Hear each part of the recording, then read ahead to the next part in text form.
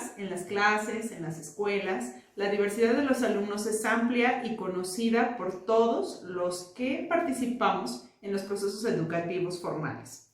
Todos en nuestras clases nos hemos encontrado con alumnos que cumplen con las expectativas del estudiante ideal. Pero también está con el extremo opuesto. Aquel alumno que rechaza las normas, que nunca está de acuerdo, que se niega a participar. Por ello, en este video pues vamos a hablar sobre estos alumnos dentro del marco de la teoría de la reactancia psicológica. Se dice que hay personas a quienes cuanto más se les prohíbe algo, más lo desean. La teoría de la reactancia psicológica, desarrollada por el psicólogo Jack Brown, enuncia que siempre que una elección libre es amenazada, la necesidad de mantener esas libertades nos hace desearla con más fuerza. Entonces, es ahí cuando reaccionamos en contra o nos resistimos. Las características de los sujetos que reaccionan ante estas amenazas son principalmente dos. Buscan el reconocimiento de su independencia, buscan tener el poder de control y decisión sobre las situaciones. Saben dónde se les puede controlar y dónde son controlados. La reactancia psicológica toma más fuerza en dos etapas fundamentales de la vida, a los 2 años y durante la adolescencia, porque son etapas de desequilibrio y de reconocimiento como individuos, así como de búsqueda de identidad. Al igual que es peculiar las etapas en donde toma más fuerza, también es muy importante cómo es que reaccionamos según el género. Los varones reaccionan al medio físico, a las amenazas del medio físico, ya sea lugares o objetos donde se sienten amenazados, mientras que las mujeres reaccionamos con más fuerza ante las amenazas según la persona. Entonces decidimos si es que realmente es algo que nos restringe y reaccionamos, o bien se desecha. La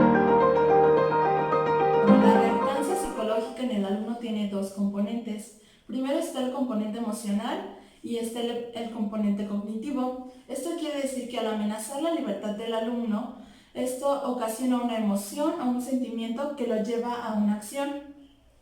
De esta manera, el alumno puede reaccionar de 3 maneras. La primera es de manera directa, que hace exactamente lo contrario a lo que se le pide. La segunda es de manera indirecta, que hace lo contrario a lo que se le pide, pero busca una alternativa para hacerlo. Y la tercera respuesta es cuando lo hace de manera subjetiva. Esto quiere decir que se muestra hostil o rechaza a la gente que lo amenazó. Para esto, el alumno dentro del aula de clase tiene que ser tratado de maneras en las que no se sienta amenazado. Esto quiere decir que el maestro o docente tiene que principalmente evitar prácticas tradicionales.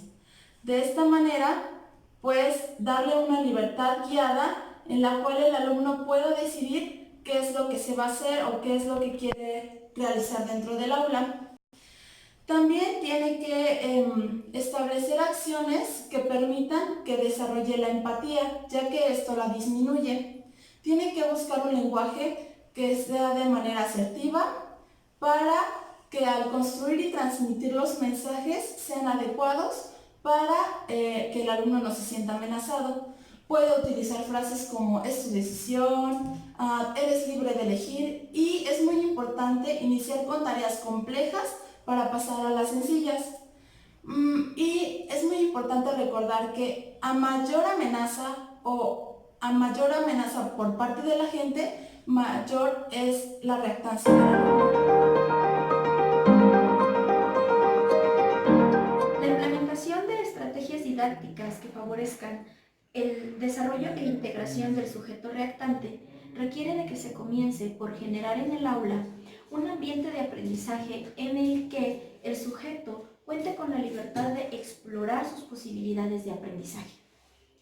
Esto implica que se promueva una forma de comunicación basada en principios de equidad, respeto y tolerancia, donde el sujeto tenga la oportunidad de comunicar sus intereses, sus ideas, sus necesidades, inquietudes, mismas que serán el principio para planear una estrategia didáctica o una propuesta metodológica en la que el alumno que está constantemente retando las normas o a la figura de autoridad encuentre un espacio para expresarse dentro de un marco de convivencia. Si bien generar en el aula un ambiente favorable para la comunicación activa entre el docente y el alumno es necesario, resulta de mayor importancia que se reconozcan las capacidades cognitivas del sujeto reactante, ya que estas características son indispensables para el diseño de metodologías en las que el estudiante participe de manera activa en el aprendizaje. Es necesario entonces que tanto el docente como el alumno reconozcan y asuman la responsabilidad compartida que tienen respecto al logro del aprendizaje.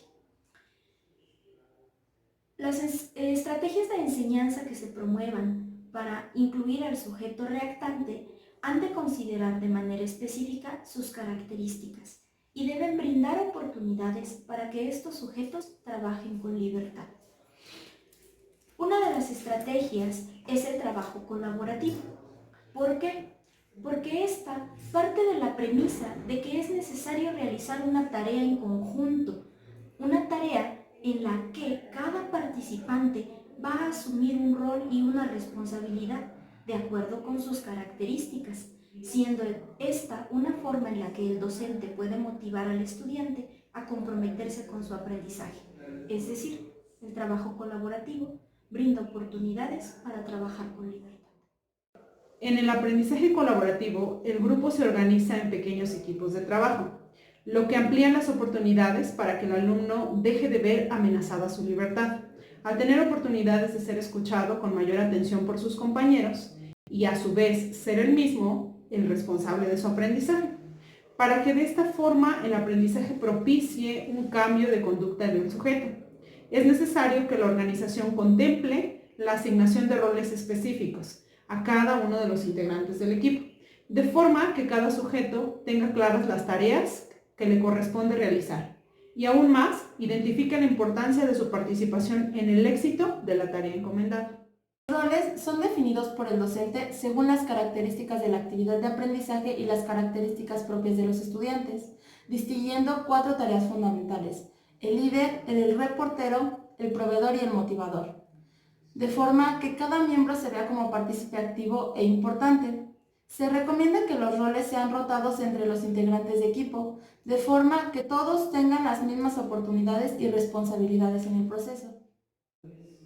Esta forma de aprendizaje puede motivar positivamente al sujeto para que tome decisiones en favor de su aprendizaje personal y colectivo, al promover que el estudiante sea quien participe en la toma de decisiones sobre el qué y el cómo aprender, respetando así su sentido de libertad.